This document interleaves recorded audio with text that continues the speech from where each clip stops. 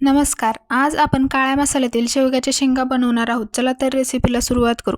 शेवग्याच्या शेंगा स्वच्छ धुवून घ्यायच्यात आणि व्हिडिओमध्ये दाखवल्याप्रमाणे कट करून घ्यायच्यात. कुकरमध्ये पाणी, शेंगा आणि मीठ टाकायचे.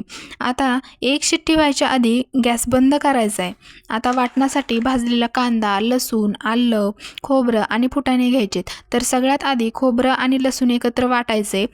ते काढून घेतलं की भाजलेला कांदा, कोथिंबीर, लसूण आणि आलं हे एकत्र वाटायचे. हे वाटण काढून घेतलं की लास्टला फुटाणे वाटायचे. आता गॅसवर कढई ठेवायची. कढईत तेल टाका. तेल तापलं की त्यात वाटलेलं खोबरं आणि लसूण टाकायचे.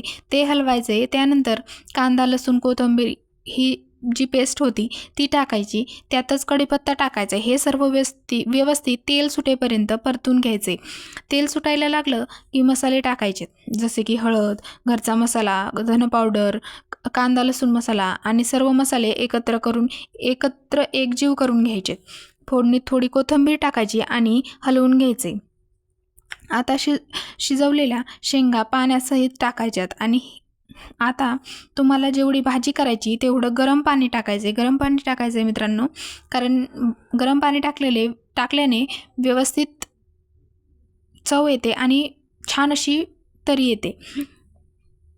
हे सगळं व्यवस्थित मिक्स करून घ्यायचे.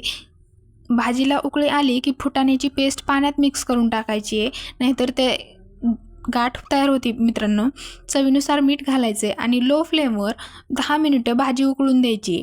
लास्टला कोथिंबीर टाकायची आणि तयार आहे आपली शेवग्याची काळ्या मसाल्यातील भाजी. व्हिडिओ तुम्हाला कसा वाटला ते कमेंट करून नक्की सांगा आणि व्हिडिओ आवडल्यास लाईक करा, शेअर करा आणि सबस्क्राईब करा. काही चुकलं असेल तर माफ करा. लवकरच भेटू पुढच्या नवीन व्हिडिओमध्ये. तोपर्यंत थँक्यू.